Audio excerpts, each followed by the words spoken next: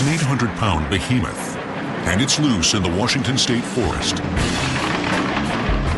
Spinning at a blinding 200 miles per hour, it's taking down everything in its path.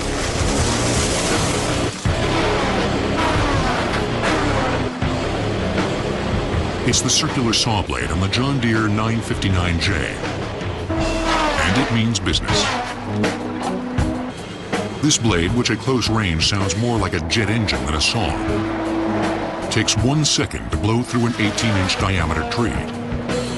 Its carbide teeth are bolted to a huge circular blade that dishes out punishment for up to 10,000 hours, cutting down as many as 2 million trees before workers have to swap it out.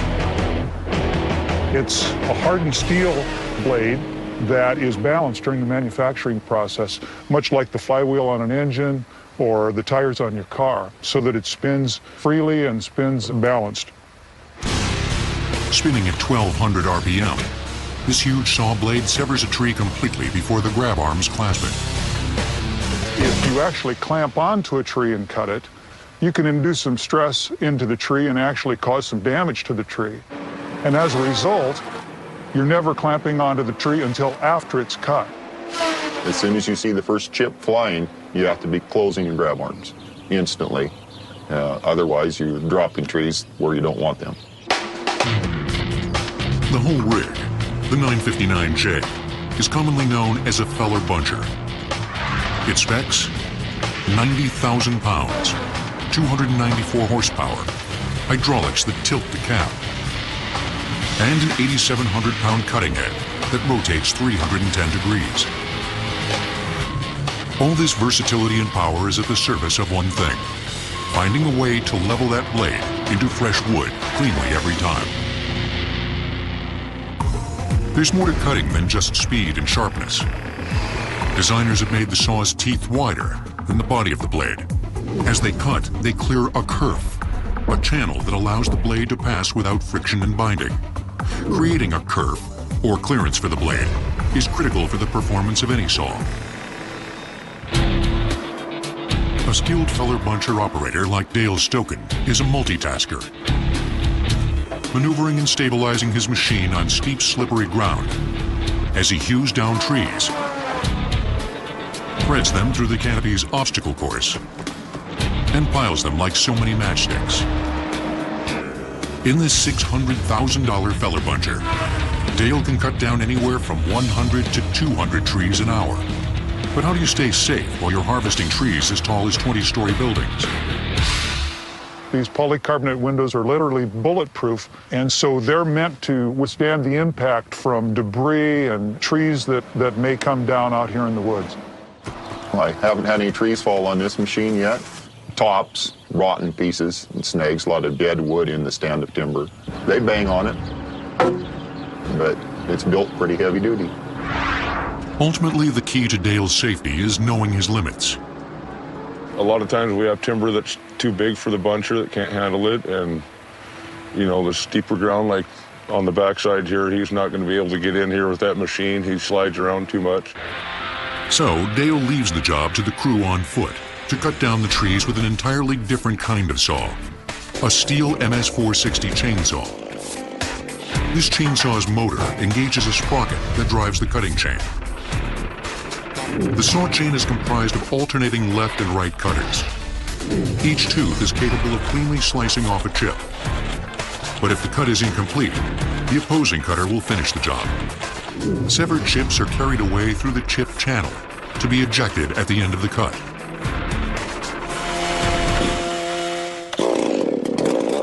With chainsaw in hand, a skilled logger will take down a tree, like this western hemlock, in about 30 seconds. You start as what's called your top cut, and you start your saw here. When you're finished with your top cut, you get behind your saw, and you look down the sight of your saw, out there 50 to 60 feet, and sight in on something out there, and that will determine where your tree is going to lay. Then as your slope cut, you can come up underneath, and you got to match up your slope cut with your top cut perfectly. The last cut, the back cut, actually fells the tree. You want to be 1 inch to 2 inches above your original undercut. and with an even hinge wood. Hinge wood is what's considered the wood that's left, which actually steers the tree in the direction you're falling it. If you're falling this tree this way and it brushes another tree or an object out there, the force of that tree springing can spring back and actually push that tree back on the stump. I've seen them come back 20 to 30 feet back up through the timber before. If it hits something, it'll come up against that step that you're going to have back here, and that step of wood will hold that tree up on the stump.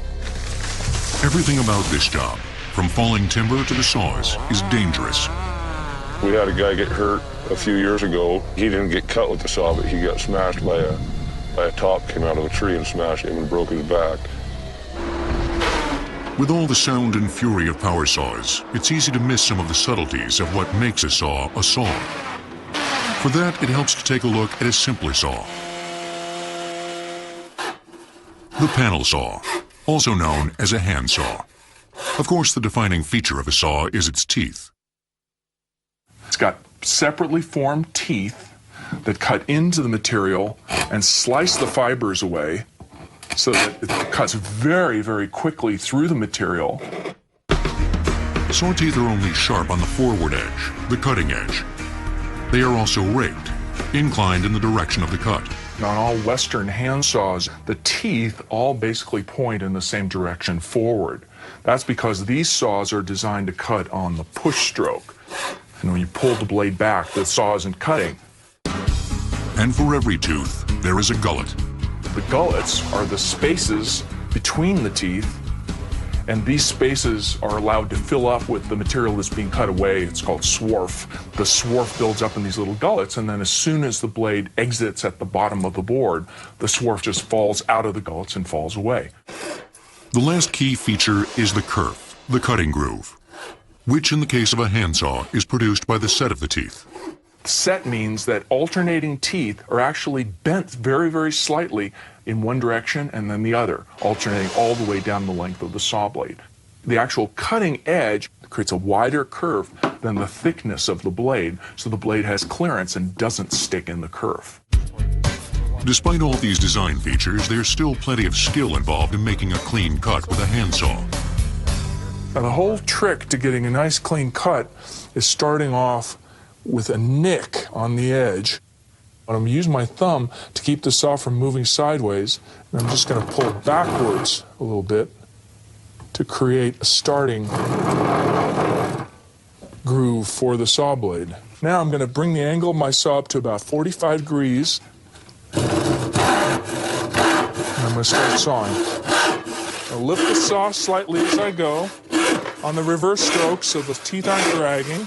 Keep sawing until I get right near the end. When I get this close, what I'm going to do is I'm going to hold this piece. I'm going to slow down. I'm going to saw very gently at the very end to avoid tearing out the corner. There's my cut. But not all saws cut on the push stroke.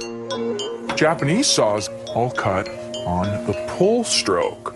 Japanese saws are very, very thin. When you have a thinner saw, that means you have to remove less wood to make the cut, so they cut faster.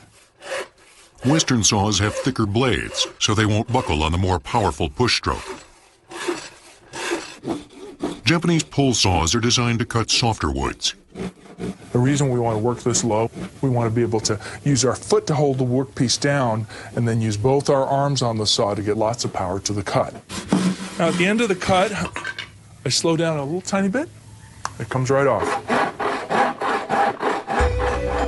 East or west, modern saws are efficient. But their most ancient ancestors, prehistoric flint saws circa 8000 BC, were thick and jammed in the cutting groove. Around 4900 BC, Egyptians and Mesopotamians fashioned the first metal saws of relatively soft metals like copper. Naturally, they could only cut very, very soft woods. Then we basically progressed to a point where we use harder and harder materials, bronze and bronze alloys that have the ability to hold a little bit of a better edge, right up until we get to iron. And of course, iron is where we make a major leap into tools that were really capable of doing some pretty serious work, felling trees and cutting up very thick logs. The saws of the Iron Age, roughly 700 BC to 50 AD, incorporated two breakthroughs. Teeth that were raked in the direction of the cut, likely an Egyptian innovation. And from the Romans, set teeth, bent to the left and right that created a curve. Ultimately, with widespread use of steel in the 19th century, giant two-man cross-cut saws replaced axes for the job of cutting down the old-growth forests. These saws were equipped with large teeth designed to cut in both directions. It's called a misery whip. They nicknamed it that because of listening to it whip back and forth through the trees and pulling it like a whip, and by the end of the day, it was miserable. So they would take an axe, chop an undercut in the front of the tree, whichever direction they wanted it to go, and then they would start with the crosscut saw. They had to be larger than the tree you were cutting because you had to have room on each side of the tree to work your saw back and forth on. So if you had a tree that was 15 feet, in reality, you had to have a 20 or foot or larger misery whip to get through your saw. So you were pulling a lot of steel through there. Okay, that's hold that. A lot of work. Now that ain't bad. Just a lot of pulling. You ready, Hoss? Yeah.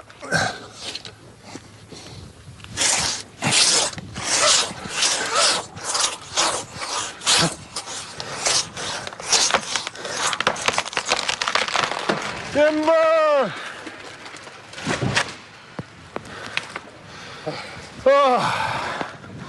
This saw right here is the reason they always said we'd never be able to cut it all.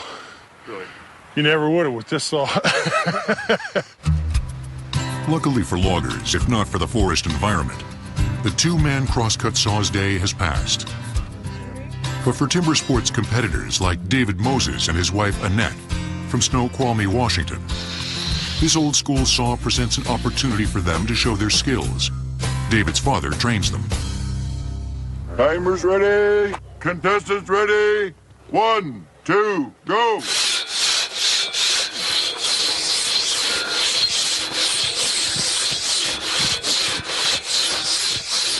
This is a modified peg and raker, and the way these cutters are, they'll make two cuts on either side of the wood, which will make a line, and this raker will come through and push underneath that, and it'll pull out a noodle. And the longer the noodle, generally the faster the cut is. But these teeth that make the saw sharp also make it dangerous.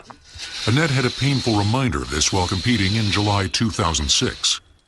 We're coming back, we're coming off through towards the bottom, and we went right across my knee, and somehow it moved, just came right across, ended up with 22 stitches. But it wasn't the end of Annette's competition. In fact, we kept going, and then when we were done, I went to the hospital. Came back in single bucked.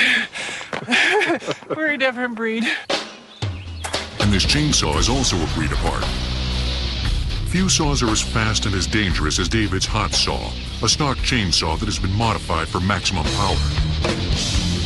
This is a hot saw. It's a Rotex hot saw, which is half a snowmobile, twin-cylinder snowmobile engine. This $5,000 35 horsepower hot saw runs on racing fuel, has a motorcycle exhaust pipe, weighs in at 50 pounds, and feels nothing like a stock chainsaw that would have just 1/6 the power. There's just a tremendous amount of force, so it takes some getting used to. So the first year I was a little bit scared of it. You don't want to stand at the front end of the saw because there's possibilities of any of the teeth breaking off and shoot it out the end, which can come off like a bullet. In action, the saw lives up to its powerful billing. Timers ready, contestants ready. 1, 2, go.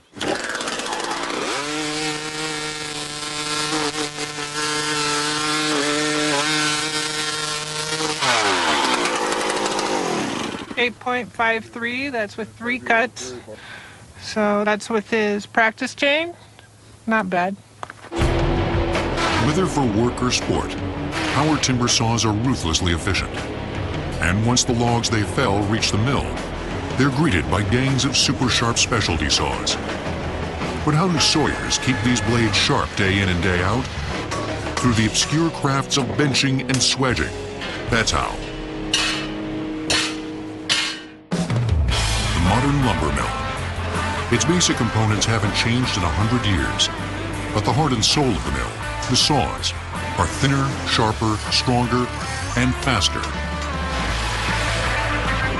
The Dahlstrom Lumber Mill in Hoquiam, Washington, is a big log mill. It handles, well, big logs. Generally, that means a log maybe over 20 inches on the small end. We can run up to 5 foot on the log through our mill. As these large western hemlocks roll into the mill, the first saw they face is a deck saw. The deck saw we have here is a chainsaw, basically like every chainsaw. This one has a bigger teeth on it. It's got an 8-foot bar on it. It's capable of cutting logs up to over 5 feet. The chainsaw bucks the logs, or in layman's terms, cuts them to length. Then the operator runs them through the debarker, which preps them for the head rig, a steel bandsaw that does most of the job of sawing logs into lumber. The band is actually 35 feet in length. The rim speed, or the speed of the blade, is about 8,800 feet a minute, or 100 miles an hour. This large bandsaw turning on 6-foot diameter wheels is the workhorse of the mill. It's large enough to cut the big logs. It's more energy efficient than a circular saw. And it slices a thinner kerf than a circular saw, cutting back on wood waste. As the log approaches, the head sawyer attempts to slice the most high-grade or appearance-grade lumber out of the outside of the log. A laser helps the sawyer to place the bandsaw. The cants, sliced boards that have not been edged, roll down the conveyor belt towards the edger. Every saw in the edger is identified on that table with a laser light, so the operator knows if he sends that piece of wood in there exactly where it would be cut. A 250 horsepower motor drives a bank of 6 coupled, or gang, circular saws, spinning at 1,750 RPM. The blades are expensive and require constant maintenance. Friction builds heat, and heat is like the enemy of saw blades or steel. It warps and distorts it. So you got to keep your saw blades cool. Our band mills and our edger are water cooled. As they're sawn, water's sprayed on the blades to help keep them cool. In addition, carbide cutting teeth, which are wider than the plate, carve out kerf for the saw to spin. Friction is also the enemy of the bandsaw. When you get a bandsaw hot, it can possibly leave the wheel. It distorts it so bad, and it can walk off the wheel. To maintain the bandsaws, a saw filer sharpens and widens the teeth so that they'll cut a broad enough kerf for the blade to run cleanly. This is called swedging. It's how we make the saw teeth wider than the plate of the saw. This turns and it forces the metal up to the point of the tooth, which makes it spread out and wider than the plate. And then we shape it back and then grind it sharp, and it's ready to go.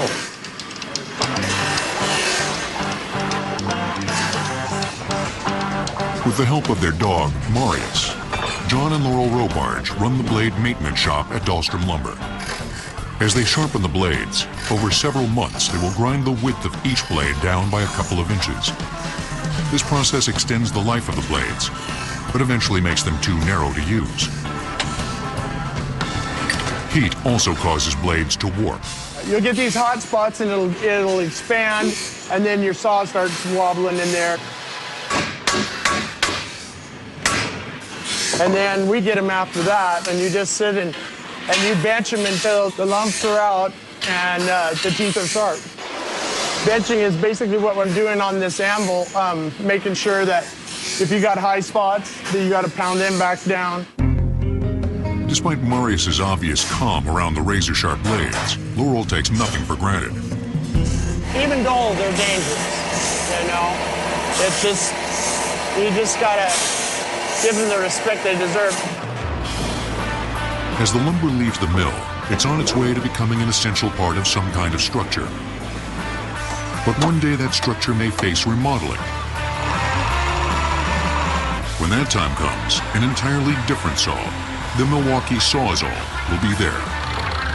The Sawzall is a reciprocating saw, a power saw with a blade that moves back and forth during cutting. The Sawzall's aim is to live up to its name. What can't you use a Sawzall for? From cutting birthday cake to lumber to demolition to fire and rescue to... I even knew a guy, he talked about he wanted to get rid of a stump, so he actually used it to cut down in the ground to cut the roots of the stump so he could pull it out. The Super Sawzall is the top of the Milwaukee line and includes orbital cutting action. Normally a reciprocating action is straight back and forth. Orbital cutting is more of a circular cut. It's a much more aggressive cut. We have a unique feature to Milwaukee. It's a 360-degree rotating handle. This is nice because it allows the contractor to adjust the handle to the most comfortable position. It generates 0 to 3,000 strokes per minute. So it's literally the fastest reciprocating saw on the market. The Sawzall has no problem cutting through wood, screws, and nails. Even the steel hinges on this door.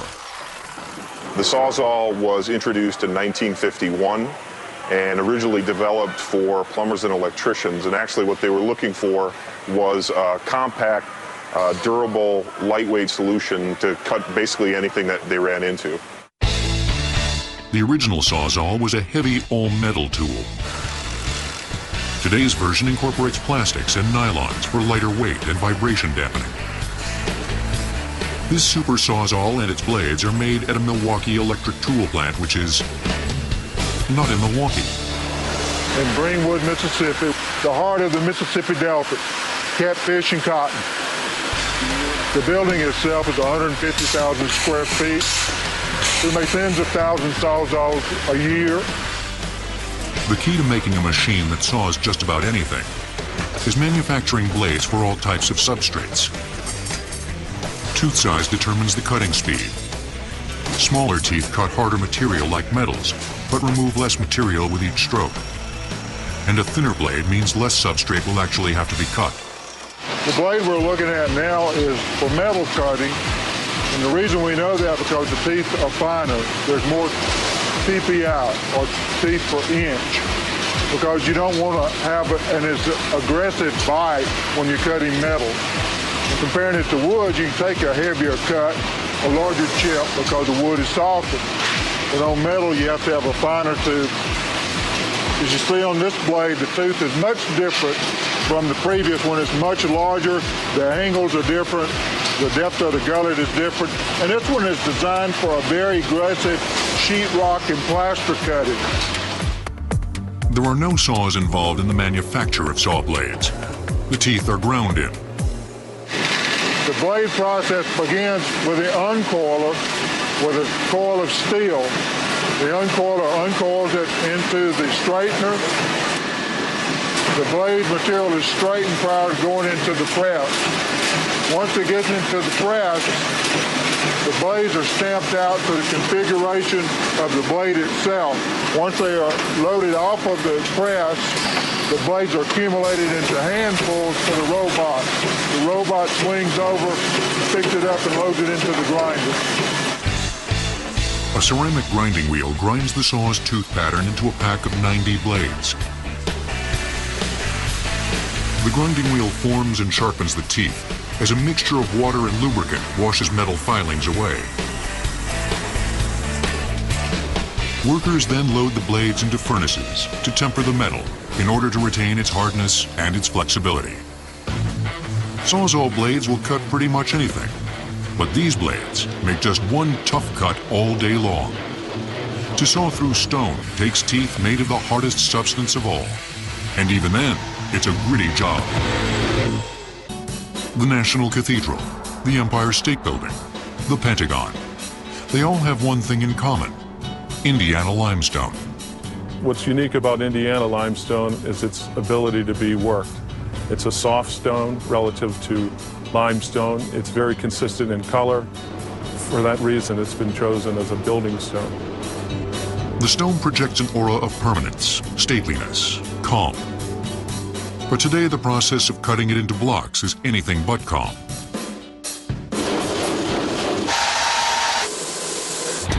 quarry, the first cut is the deepest.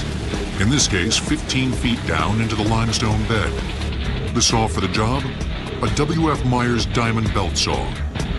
Though designed specifically for the task of quarrying stone, it resembles another popular saw. Just picture a chainsaw, for example, and we put a belt around a bar that is in geometry very similar to a handheld chainsaw. Instead of using a chain, we use a belt that has the diamond segments and the plastic around it.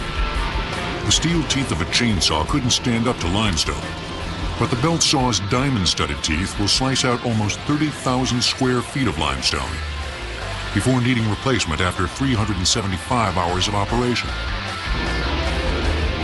The belts cost roughly $200 a foot and can be as much as 42 feet in length. Cutting with diamonds is a simple principle. To cut something hard, it takes something harder. And diamonds are one of the hardest materials known to man. Diamonds themselves are the cutting tool. They're just like the teeth on a saw. Powder's itself what holds the diamonds in, but the diamonds do the cutting. The powder, in this case 20% carbide and 80% cobalt, is mixed with the diamonds, cold pressed into shape, and then hot pressed to form a hardened segment. As these diamond-infused segments cut stone, the cobalt carbide alloy slowly wears away, continually exposing fresh diamonds at the cutting surface. The diamonds sit in through the segment, and as this segment wears, the diamonds stay sharp on the surface of the segment all the way through. The diamond segments are then brazed or soldered at high temperatures to steel mounts. Heated to 1200 degrees, the molten silver solder fuses the segment to the steel mount. It gets cherry red. It has to melt the silver, and you gotta work it around and make sure that you have a good surface on each one so that it holds good.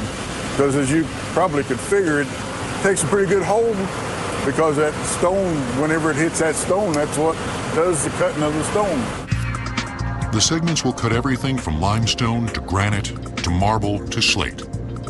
The segments are sharp, but they wouldn't stay that way without lots of water. The belt saw guzzles 50 gallons a minute. It pressurizes the water in a labyrinthine system inside the hollow guide bar and shoots it out beneath the belt at 50 psi. The belt hydroplanes on the pressurized water, reducing wear. It also allows the cuttings that we've created to be flushed out so that we're not constantly recutting the same old stone and prematurely wearing out the belt. The computer-controlled saw will cut a 15-foot deep, 70-foot long channel in 8 hours. It's an auto saw. You'll program it right there in that cut, and it'll go down all on its own, automatically. Never have to fool with it. After the saw has completed the vertical cut, workers drill horizontal holes and hydraulically split the rock along the bottom, removing the limestone in 50-foot long, 5-foot wide, 15-foot deep sections. Though the Myers quarry saw is cutting edge, it's merely the most modern application of stone cutting techniques first practiced thousands of years ago.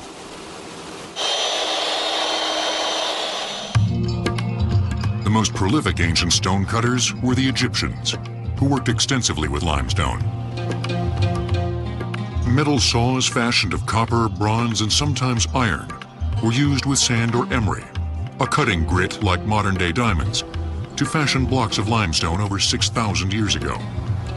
In order to get the abrasive particles to stick to the edge, they'd use a resinous substance of some kind, plant resins, to get those particles against the stone or the material that they were trying to cut.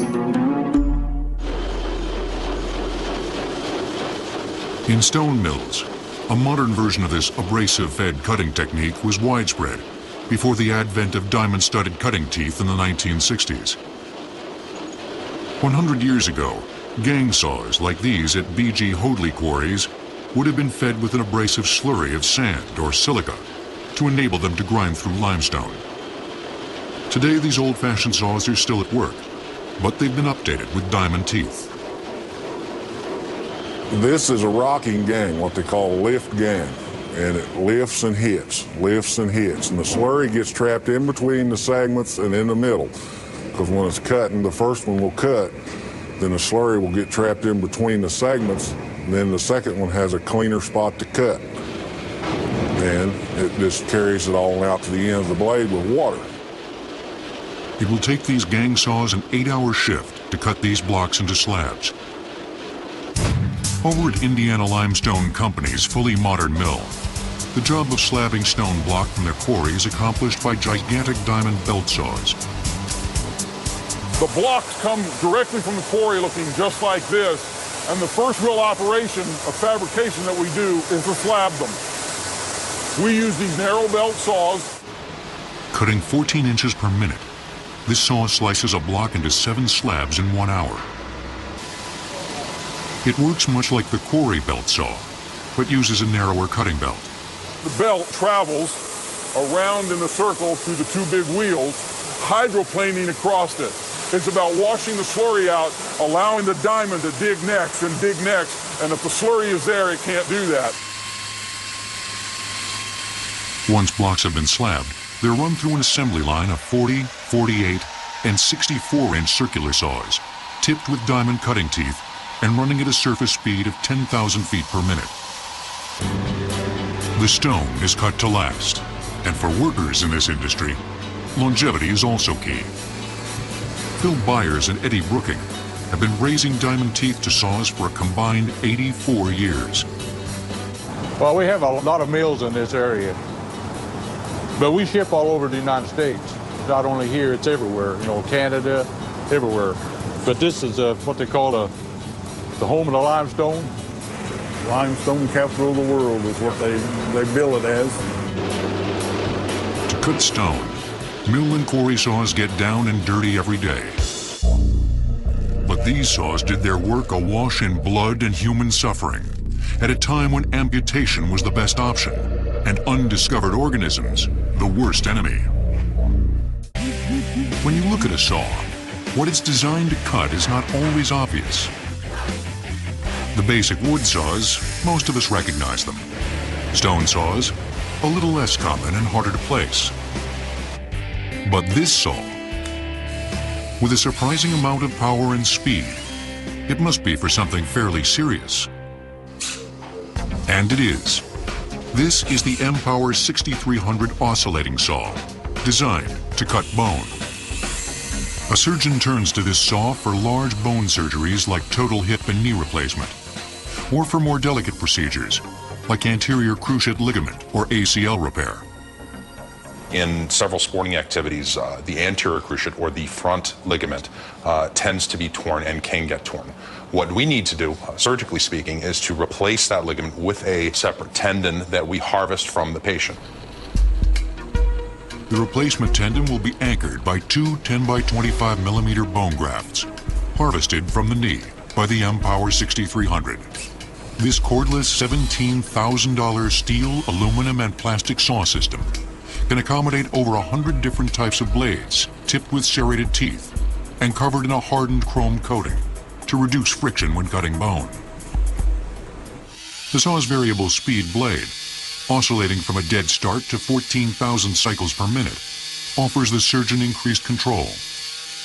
I could start it up slowly just to score the bone without much vibration or jump until I get it started, and then I could go ahead and go for broke.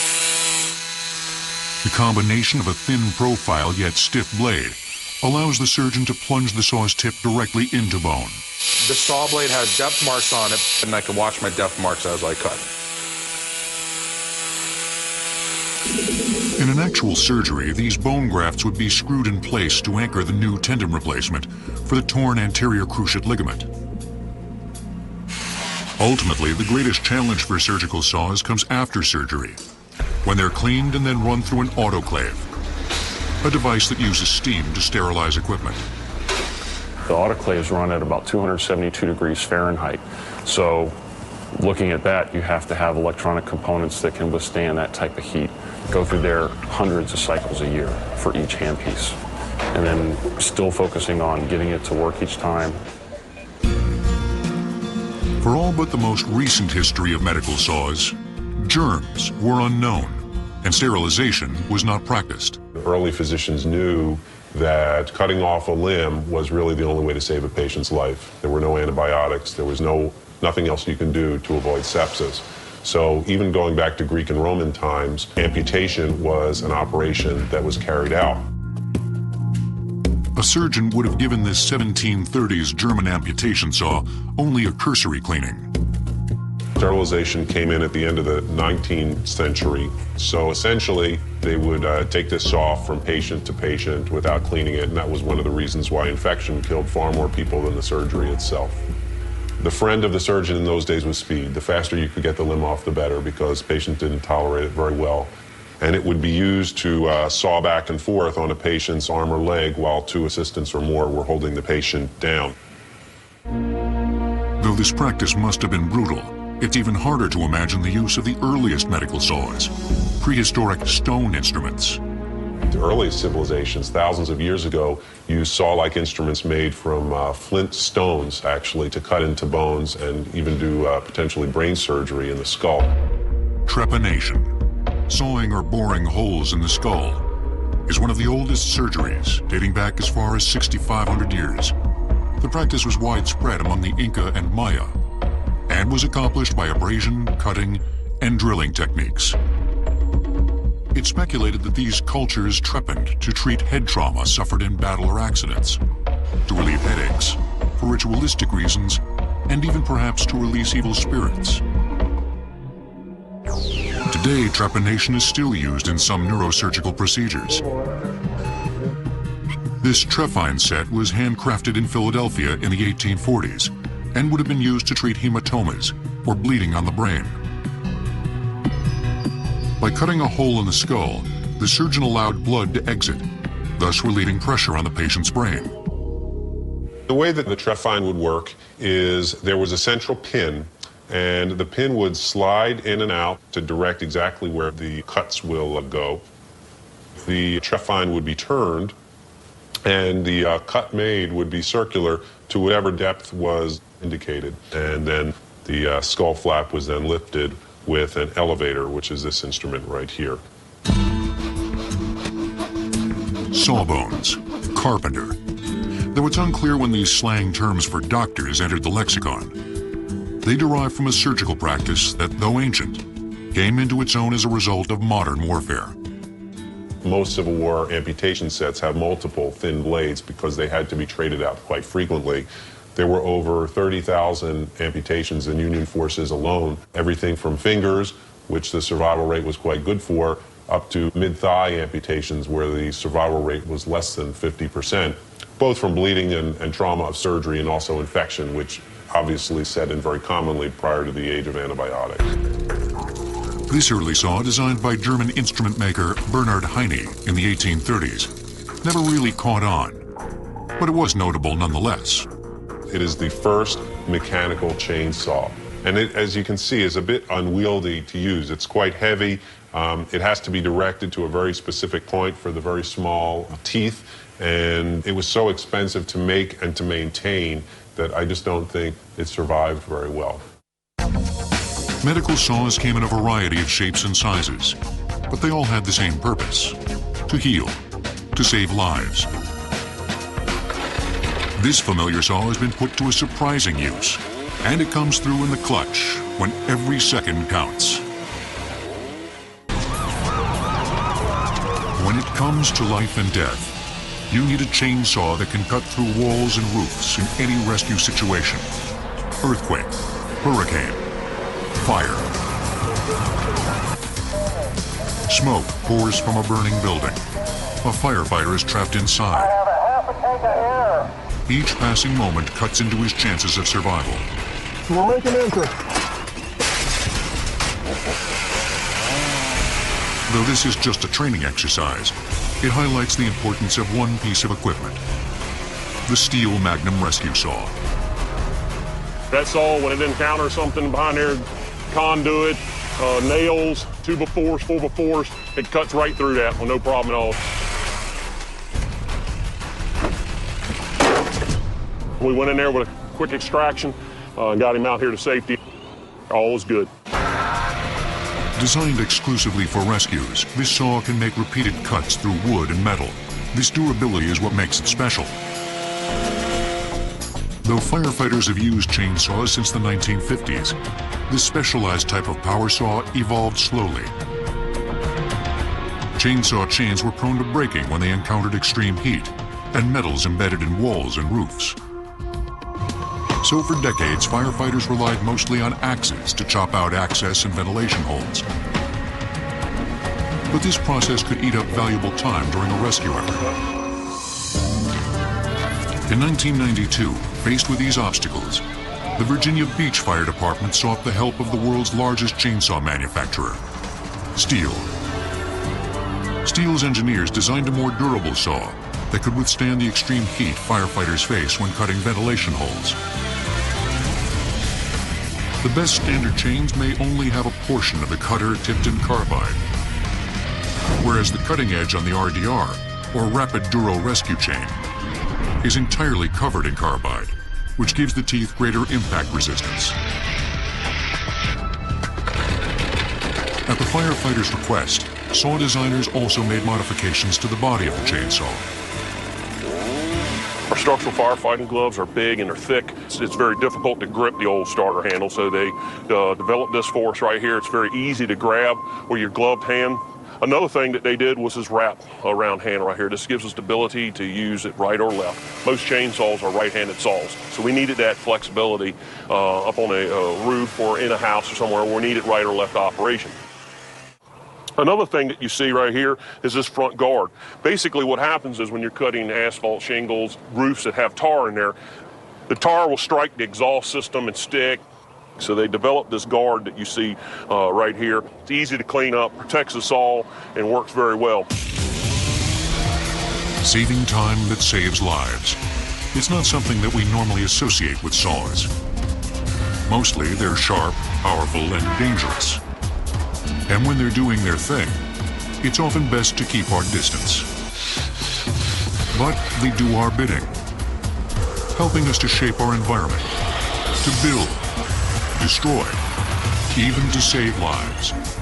And when push comes to shove, they can even make music.